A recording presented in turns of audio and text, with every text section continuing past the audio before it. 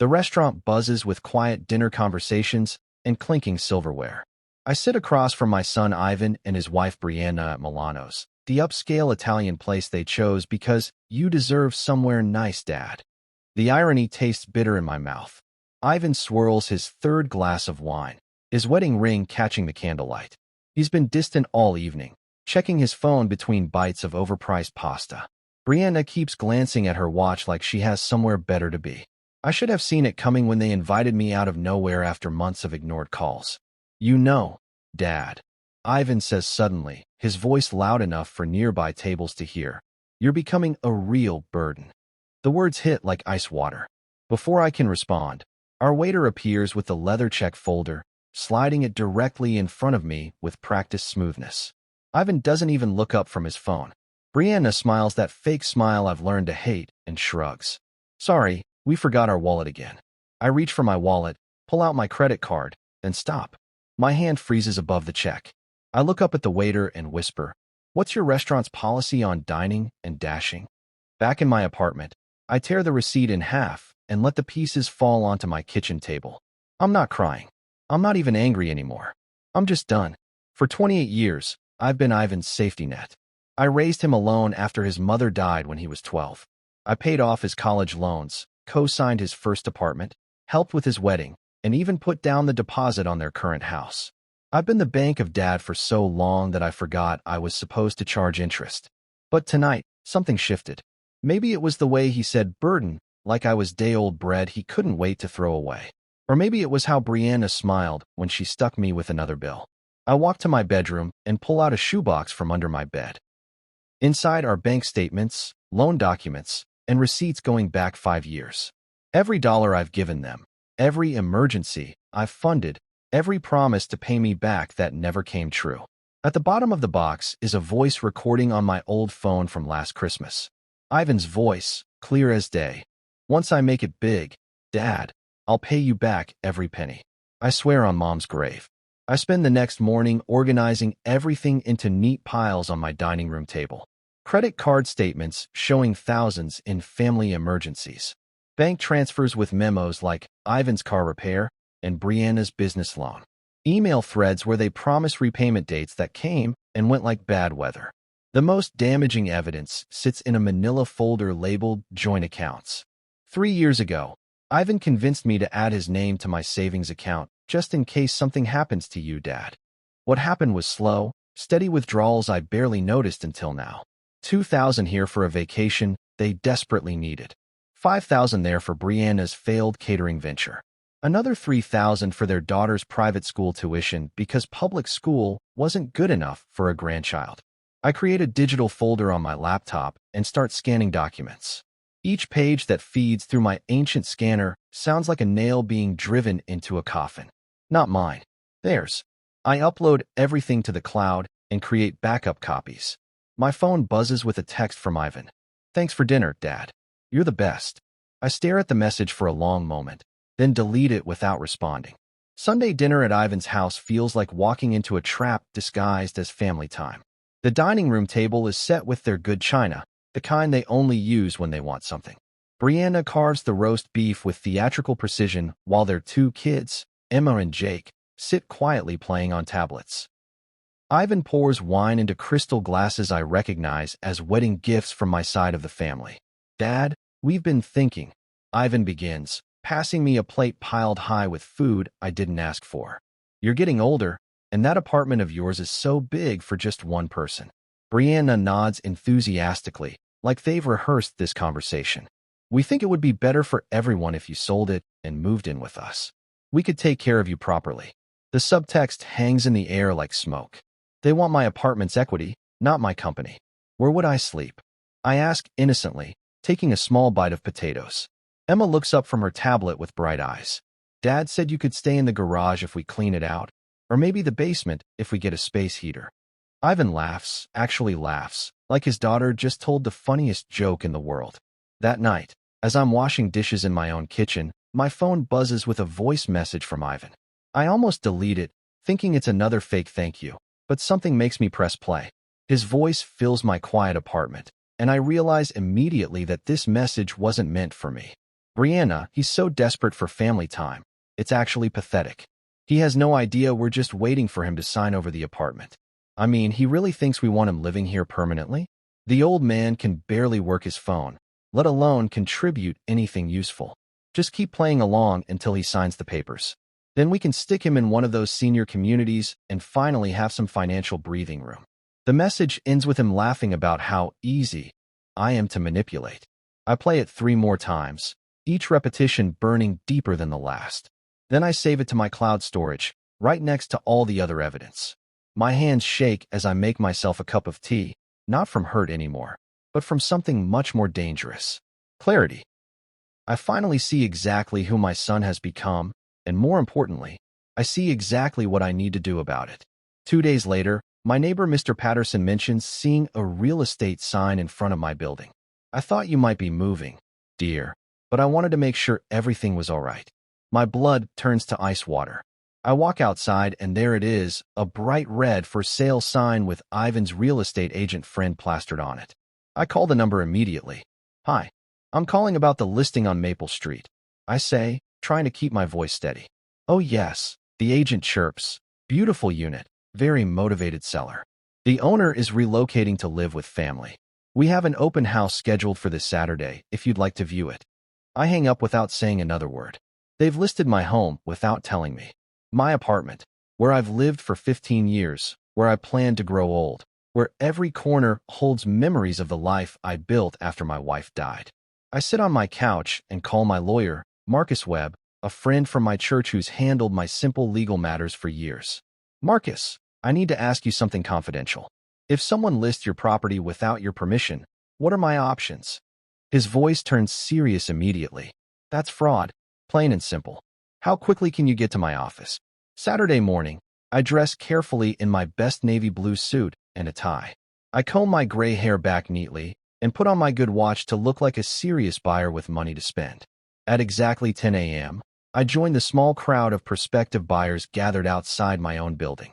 The real estate agent, Tracy something or other, bounces around in heels too high for morning showings, chattering about square footage and recent renovations. The owner is elderly and needs to downsize, she explains to a young couple examining the kitchen, very motivated to close quickly. He's moving in with his son and daughter-in-law, so this is priced to move. I nod along with everyone else, admiring my own hardwood floors and the garden view I wake up to every morning. When Tracy starts discussing the estate sale of my furniture, I've heard enough. I wait until the crowd gathers in the living room, then pull out my driver's license and hand it to Tracy. Actually, I say in my clearest voice, I am the owner, and this listing is unauthorized. The room goes dead silent. Tracy's face cycles through confusion, embarrassment, and finally panic as she realizes what's happened. The prospective buyers shuffle out awkwardly while Tracy fumbles with her phone, probably calling Ivan. I smile politely and suggest she might want to remove the sign. Within an hour, Ivan is at my door, tears streaming down his face in what I've learned to recognize as his performance cry. He's brought Brianna and the kids as props, probably hoping their presence will keep me from making a scene. Dad, there's been a terrible misunderstanding, he sobs, loud enough for Mr. Patterson to hear through the thin walls. I was just trying to help you get the best price when you're ready to sell. I never meant for Tracy to list it without telling you first. Brianna stands behind him looking appropriately ashamed, holding Emma's hand while Jake hides behind her legs. It's a perfect picture of a remorseful family, and 6 months ago it might have worked. Instead, I pull out my phone and open the family group chat that includes Ivan, Brianna, my brother Martin, and my late wife's brother Tom. I hit play on Ivan's voice message from Sunday night, the one about how pathetic and desperate I am. His words fill the hallway. He has no idea we're just waiting for him to sign over the apartment. The crying stops immediately. Brianna's face goes white. Emma asks why Daddy sounds so mean. I look directly at Ivan and say quietly, "There's been no misunderstanding. I understand perfectly." Then I close the door and turn the deadbolt. For 2 weeks, my phone stays silent. No calls, no texts, no just checking in messages that were never really about checking on me anyway.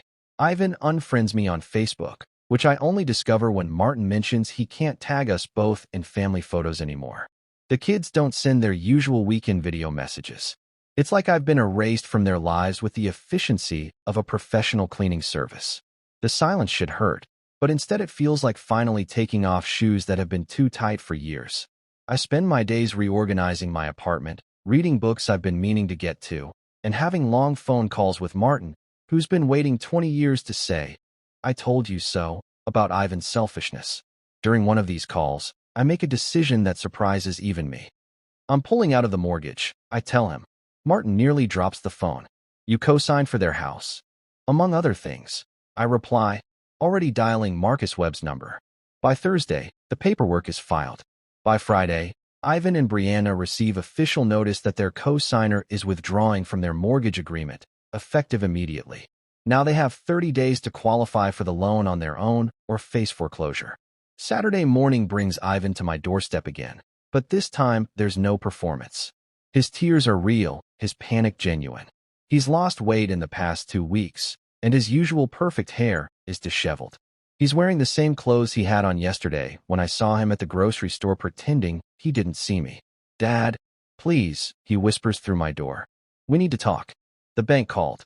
They're saying we have to refinance the whole mortgage without you, and we can't qualify on our own income. Please, I'm begging you." I open the door, but don't invite him in. He looks smaller somehow, like he's been deflated. "We'll lose the house," he continues. "The kids will have to change schools. Brianna's already working 2 jobs. I don't know what else to do." For a moment, just a moment, I feel the familiar tug of fatherly concern. This is my child, standing in my hallway, desperate and scared. But then I remember the word burden and how easily it rolled off his tongue. I remember him laughing about sticking me in the garage. I remember the voice message and the unauthorized real estate listing and years of treating me like an ATM with unconditional love. "I'm sorry you're in this situation," I say finally. But it's not my situation to fix anymore. A week later, I do something that surprises us both. I call Ivan and invite him and Brianna to dinner. Milano's again, same table, same white tablecloths. They arrive looking like hostages being led to execution, but they come because they're desperate enough to hope this might be an olive branch. The irony isn't lost on me that we're back where this all started, with them expecting me to pay for their meal, and me holding all the cards they don't know about yet. We order the same dishes as before, make awkward small talk about the weather and the kids' school activities. Brianna tries to bring up the mortgage situation, but I wave her off with a smile. "Let's just enjoy dinner first," I say, cutting into my chicken parmesan with deliberate care. They exchange nervous glances but follow my lead, probably afraid to push too hard too fast. When the dessert menus arrive, I reach into my purse and pull out a manila envelope, placing it on the table between the bread basket and Ivan's untouched tiramisu. "Before we finish," I say calmly, "there's something I need to give you both." Their eyes lock onto the envelope like it might explode. Brianna's hand trembles slightly as she reaches for her water glass. Ivan sits perfectly still, probably holding his breath. I slide the envelope across the white tablecloth toward Ivan's plate. "Open it," I say gently, like I'm offering him a birthday gift instead of a legal document that will change his life. He picks it up with shaking hands, breaks the seal, and pulls out a thick stack of papers. His eyes skim the first page, and I watch his face go from hope to confusion to pure terror. "These are revocation forms," I explain calmly while he flips through page after page. "Joint bank accounts, closed. Cosigned loans, withdrawn. Power of attorney, revoked. Credit cards where you're an authorized user, canceled. The emergency contact arrangements you made with my doctors and lawyers, terminated." Brianna leans over to read over his shoulder, her face going pale. "Dad, you can't," Ivan whispers, but his voice has no strength behind it. He knows I can, and I have. The waiter appears at our table, the same young man who served us that first night when this all began. He's probably worked here long enough to recognize the tension, but his professional smile never wavers. "Will there be anything else this evening? Perhaps the check?" I look directly at Ivan, then at Brianna, then back to the waiter. "Actually, yes. The check should go to them tonight. I believe it's their turn to pay." Brianna's composure crumbles like a house of cards in a windstorm. "You don't understand," she says, her voice cracking with panic. "My business loan application is still pending. Your name on our credit report was the only thing keeping our score high enough to qualify. If you pull out now, will be rejected automatically. She runs her hands through her hair, messing up the careful style she maintains for client meetings. I've already invested everything we have in this expansion. The equipment deposits, the down payment on the new location, the insurance policies. If this loan doesn't go through, we'll lose it all. I take a sip of my wine, letting her words hang in the air between us. Have you called your loan officer yet? I ask conversationally. Brianna shakes her head, still hoping this is some kind of negotiation tactic. You should probably call him first thing Monday morning. I continue. Actually, you might want to call him tonight. I submitted my credit withdrawal paperwork on Friday afternoon. These things process quickly over weekends. The blood drains from her face as the reality hits her. Her business dreams, built on my financial backing without my knowledge, are collapsing in real time. Ivan grabs her hand across the table, but they both know I'm not bluffing anymore. My phone rings at 11:47 p.m., jerking me from the first peaceful sleep I've had in weeks. Ivan's name flashes on the screen, and for a moment I consider letting it go to voicemail. But something in me needs to hear what he has to say now that the reality has fully sunk in. How could you do this to me? He sobs before I can even say hello. I'm your son, your only child. How could you destroy your own family over money? His voice is raw with crying, probably hours of it since they left the restaurant. You've ruined us, Dad. Completely ruined us. Brianna's business is dead. We'll lose the house. The kids will have to leave their school, their friends, everything they know. All because you decided to be vindictive and cruel. I listened to his rage and desperation, waiting for him to pause long enough for me to respond. When he finally stops to breathe, I speak quietly into the phone. You call me a burden, Ivan. At a restaurant full of people, you looked at your father and called him a burden. Then you tried to steal my home and my money while planning to stick me in your garage like an old piece of furniture. The line goes quiet except for his ragged breathing. I believed you, I continue. When you said I was a burden, I believed you. So I decided to stop being one. Word travels fast in our small community, especially when it involves financial drama and family betrayal. By Tuesday morning, Martin calls to tell me that Ivan's been removed from the planning committee for the annual church fundraiser. Apparently, he got into a screaming match with Pastor Williams about the budget. Martin reports with barely concealed satisfaction. Something about how family money isn't as reliable as people think. By Wednesday, I receive a forwarded screenshot from my neighbor, Mr. Patterson. It's from a private Facebook group for local parents, where Ivan posted a long, rambling rant about ungrateful elderly parents who don't understand family loyalty. The post has been shared dozens of times, not with sympathy, but with shock at how he's talking about his own father. Someone in the comments mentions that their grandfather would roll over in his grave if they spoke about family money that way. Another parent suggests that maybe Ivan should look at his own financial planning instead of blaming others for his problems. By Thursday, I learned that two of Ivan's biggest sponsors for the school fundraising auction have quietly withdrawn their donations. Friday brings news that makes me pause. The elementary school principal has requested a meeting with Ivan about Emma's recent behavioral problems and overheard conversations about family financial stress.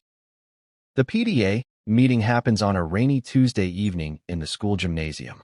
I don't attend, but Martin does, and he calls me immediately afterward with a full report. Ivan tried to run the meeting like nothing had happened, he tells me. But you could feel the tension in the room. When they got to the budget discussion, 3 different parents questioned expenses that Ivan had approved without board votes. The final straw came when someone asked about the missing funds from last year's book fair, money that was supposed to go toward new playground equipment but somehow got redirected to emergency expenses. Ivan couldn't provide documentation, started crying, and accused the other parents of ganging up on him during a difficult family time. By unanimous vote, he was removed from his position as treasurer and asked to step down from the board entirely. Meanwhile, Brianna's catering business officially declares bankruptcy. The business loan rejection was just the beginning. Without my credit backing, her existing lines of credit were called in for immediate payment. The equipment she'd purchased on payment plans was repossessed. The new location she'd put a deposit on was lost. Most damaging of all, I discovered that the lien I co-signed on 3 years ago wasn't just for business equipment like she told me. It was for their house, their cars, and even Ivan's expensive watches. Now, as her primary creditor, I legally own pieces of everything they thought was theirs. I drive past their house on a Saturday morning, not to gloat, but to check on the kids. The for sale sign is already up, and there's a small moving truck in the driveway. Through the open garage door, I can see Ivan packing boxes while Brianna loads furniture. They've moved into the converted garage space behind the main house, the same space Ivan joked about me living in just a few weeks ago. Emma plays in the driveway with a doll that's missing most of its clothes, while Jake sits on the front steps looking confused and sad. When Emma sees my car, she runs over before Ivan can stop her.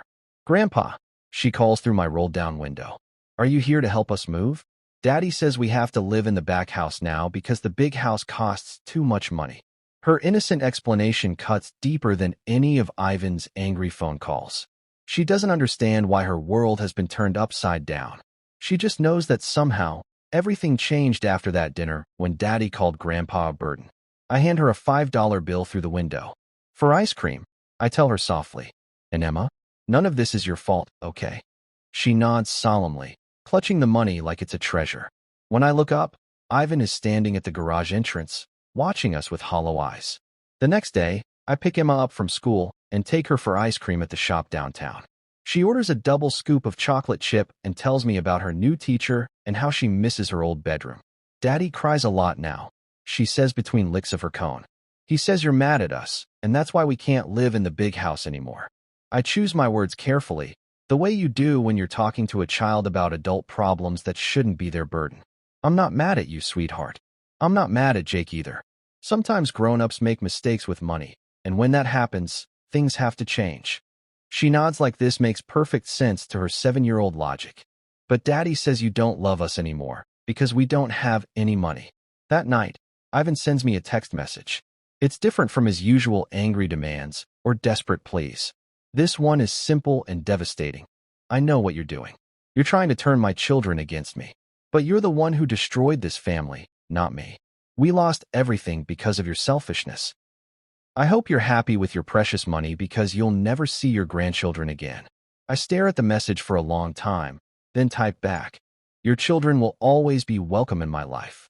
When you're ready to take responsibility for your choices instead of blaming everyone else, you will be too." 3 weeks later, they return to Milano's. Not by choice, I'm sure, but because it's the only restaurant that will work with their current budget constraints, and because I made it clear this was their only option for a meeting. They sit across from me looking like they've aged 5 years in 2 months. Ivan's lost more weight, and Brianna has developed a nervous tic in her left eye. The confidence and entitlement that used to armor them has been stripped away, leaving behind 2 scared people who finally understand that actions have consequences. "We'll do anything." Ivan begins before we've even ordered drinks. "We'll pay you back, we'll sign agreements, we'll go to counseling. Just please, help us get back on our feet." The kids are asking questions we don't know how to answer. Brianna nods frantically beside him. "I've got job interviews lined up, real jobs with steady paychecks. We don't need to be partners or business owners. We just need stability." I listen to their promises and pledges, these people who used to laugh about manipulating me. Finally, I lean forward and speak quietly. "I'll consider helping you with one condition. Dinner at my apartment. Just the 3 of us. One evening where you listen to everything I have to say without interrupting, defending, or making excuses." They look at each other, probably wondering what trap I'm setting now. But what choice do they have? They nod their agreement, like drowning people grabbing for a life preserver. Back at my apartment, I spread financial documents across my dining room table like a general planning a final battle. Bank statements, property records, loan agreements, and at the center of it all, a manila folder labeled Maple Street Holdings LLC. 6 months ago, when Ivan first started hinting about me selling my apartment, I had Martin help me set up a shell company through his paralegal friend Georgia. It seemed like paranoid overkill at the time, but now I'm grateful for my suspicious nature. Every rent payment Ivan and Brianna have made since losing their house has actually been paid to me, funneled through the LLC to a property management company that exists only on paper. They think they're renting from some anonymous investor who bought their house at foreclosure. They have no idea their landlord is the same man they called a burden. The mortgage Brianna begged me to co-sign 3 years ago, the one I withdrew from, I didn't just pull my support. I bought the note from the bank when it went into default, for 60 cents on the dollar. Legally, I now own their house, their debt, and their monthly rent payments. They've been paying me back without knowing it, at exactly the interest rate I should have charged them from the beginning. Tonight, I'll explain how money really works when you don't have a grandfather to exploit. They arrive at 6 p.m. exactly, probably afraid that being late might cost them this last chance. Ivan carries a bottle of wine that I recognize as one from the collection my late wife left behind, the one that used to sit in their dining room. Brianna brings flowers from the grocery store, wilted at the edges but sincere in their cheapness. We eat roast chicken and mashed potatoes, the same comfort food I used to make when Ivan was young and still thought I hung the moon. The conversation is stilted and careful, like dinner with polite strangers instead of family. When we finish eating, I clear the dishes and return to the table with 3 items: a USB drive, a sealed envelope, and a single house key. This, I say, placing each item carefully on the white tablecloth, represents everything you gave me and everything I've given back. They stare at the objects like they might explode. I push the envelope toward Ivan first. Open it. His hands shake as he breaks the seal and pulls out an official notice to quit and vacate the premises. 30 days, he reads aloud, his voice barely a whisper. But why? We've never been late with rent. The property manager said we were model tenants. I pick up the house key and slide it across the table to Brianna. You recognize this? She turns it over in her palm, confusion clear on her face. It's a house key, but it's not ours. We had to change the locks after. She trails off as understanding begins to dawn. I own your house, I say simply, watching their faces cycle through disbelief, confusion, and finally terrible comprehension. I bought the mortgage note when it went into foreclosure. Your rent checks have been coming to me for the past 3 months, through the LLC I set up to protect both of us from this exact conversation. Brianna stares at the key in her hand like it's evidence of a crime she doesn't remember committing. But that's impossible. You pulled out of our mortgage. The bank said you withdrew your support. I did. And when you couldn't qualify for refinancing, the house went into foreclosure. I purchased the note for $60,000, about $40,000 less than what you actually owed. I pull out a calculator and show them the math. Your monthly rent payments of $1,800 have been paying down your original debt to me at 6% interest. You currently owe me $41,312. Ivan's face goes completely white. You tricked us. You deliberately let us lose our house so you could buy it and become our landlord. I protected my investment, I correct him. You defaulted on a loan I co-signed, which made me responsible for the debt. Rather than let the bank auction the property to strangers, I bought it myself. You've been paying me back at a fair market rate instead of losing your housing entirely. Brianna sets the key down carefully, like it might burn her. So what happens now? Do we just keep paying rent to you forever? I pick up the USB drive and place it in front of her. That depends on what's on here. Brianna inserts the USB drive into my laptop with trembling fingers. The screen fills with an audio file dated 6 months ago, recorded in my living room during one of our family financial planning sessions. Her voice comes through the speakers clearly. Look, I know I forged your signature on that credit application, but it was just to speed up the process. You would have signed it anyway once I explained how good this investment opportunity was. The bank never would have known the difference if the business had taken off like I projected. The recording continues with her laughing about how easy it was to get me to sign documents without reading them, how she'd perfected her technique over the years. He trusts family, you know? Half the time he doesn't even look at what he's signing if I tell him it's routine paperwork. Ivan's voice joins in, equally clear. Dad's always been too trusting. Remember when we convinced him that home equity loan was for his own renovations? He still doesn't know we used that money for our vacation and Brianna's new car. The room falls silent except for the laptop's fan humming. Brianna's face has gone gray, while Ivan stares at the screen like he's watching his own execution. This recording is already with my lawyer. I say quietly. Document forgery is a felony. Wire fraud carries a federal sentence. The statute of limitations hasn't run out on any of this. Brianna slumps back in her chair, finally understanding that all her clever manipulations have been documented and stored away like evidence in a criminal case. What do you want? She asks, her voice defeated. I close the laptop and look at both of them. I want you to understand that calling someone a burden has consequences. They don't beg this time. They don't make promises or offer repayment plans or threaten legal action they can't afford. They just sit in my dining room looking like people who have finally run out of moves in a game they never understood they were losing. We'll move out, Ivan says finally. Give us the 30 days to find somewhere else, and we'll disappear from your life completely. You'll never have to deal with your burden of a son again. There's no self-pity in his voice anymore, just exhaustion. Brianna nods beside him. I'll find a way to pay back what we owe, even if it takes the rest of my life. You have every right to press charges, and I won't fight it if you do. For the first time in months, they sound like the adults I raised and welcomed into this family. Not the entitled, manipulative people they became when money got involved, but the scared, humbled individuals who finally understand that their choices led them here. I stand up and walk to my kitchen window, looking out at the garden where my wife used to grow tomatoes. I don't want you to disappear, I say without turning around. I want you to grow up. I want you to take responsibility for your decisions instead of blaming everyone else when they don't work out. I turn back to face them. Most of all, I want my grandchildren to see their parents being honest, hardworking people instead of con artists who prey on family members. I pull a single sheet of paper from my purse and place it on the table. This is a payment plan. 60 months at $700. No interest if you never miss a payment, never lie to me again, and never use my grandchildren as emotional blackmail. They stare at the paper like it's a reprieve from death row. A month later, I sit on my apartment balcony reading a handwritten letter that arrived in yesterday's mail. The envelope is addressed in Emma's careful second-grade printing, with a return address that shows they've moved to a smaller rental across town. Dear Grandpa, the letter begins. Dad says you're not mad at us anymore, but you're still teaching him about money like when I have to learn my multiplication tables.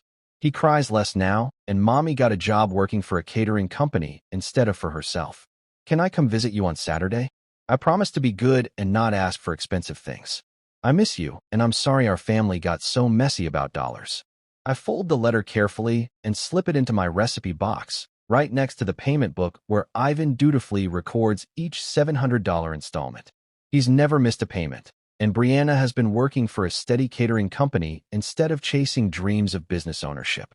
They don't call unless it's about the kids, and they don't ask for favors or loans or emergency help. It's the healthiest our relationship has been in years, built on clear boundaries instead of guilt and obligation. My phone buzzes with a text from Ivan. Emma's soccer game is Saturday at 10 a.m. if you want to come. No pressure, just letting you know. I type back, I'll be there. Then I pour myself a glass of iced tea and sit back in my chair. A car drives slowly past my building, and a little girl in the back seat waves at me through the window. I wave back, smiling at this stranger who doesn't know my story or my struggles. She just sees a grandfather sitting peacefully on his balcony, and that's exactly what I am. They thought they could hand me the check for their mistakes, and I'd pay with my savings. Instead, I paid with silence, patience, and the kind of interest that compounds until it's too late to ignore.